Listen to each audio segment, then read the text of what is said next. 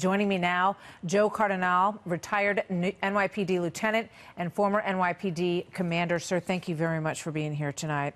When you hear what Ms. Zeman described as the SWAT team essentially running into this enormous warehouse and gunfire coming at them from what must have seemed at that point like many directions.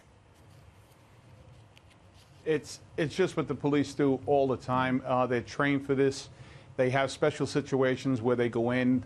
The whole thing is to isolate and contain. And when you're running into this and you have civilians involved, you're trying to minimize any further injuries or loss of life.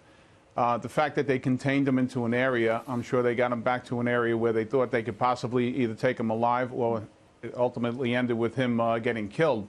But they did an excellent job with this, and for the families of the victims, it's just a sad, sad day. But once again, law enforcement shines in these moments, and this is how they handle it under the greatest stress you can imagine. Just watching this afternoon as all of this was unfolding live, just an enormous law enforcement presence that poured into that entire area.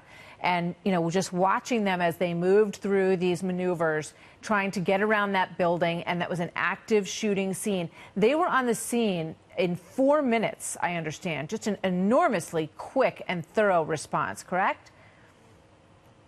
Correct. This is what law enforcement deals with today. Every time something like this happens nationwide, and actually, across the world, they have forums and they sit down and they say, how could we address this? And another police department will say, how would we have handled this? And honestly, they handled this as anybody could expect, with the greatest results. But this is a sad thing that every time something like this happens, it actually becomes a learning experience for the next time. And I think this paid off because it minimized the extent of additional lives lost and people injured.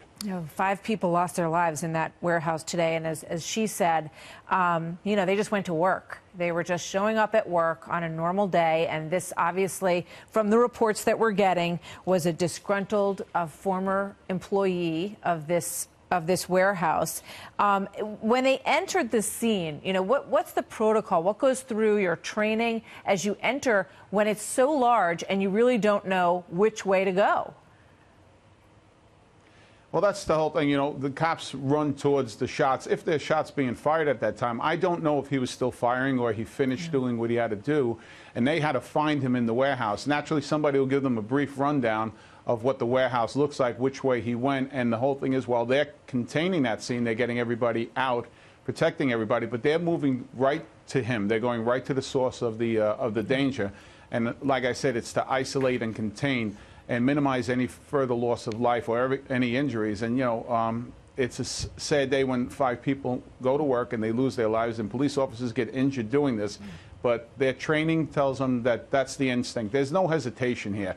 They run right into danger. They run right into the line of fire to protect everybody else. And God bless them and everybody else across the nation that does this every day. Absolutely. Every day. Great point. They ran towards the fire while everybody else was trying to get away, and no doubt saved lives there today as well. And we think of their families tonight, and we hope that their injuries are recoverable and that they will all do well. And our heart goes out again to the families who lost their loved ones tonight. Joe, thank you very much. Good to see you, Mr. Cardinal. Thank you. Thank you, Mom.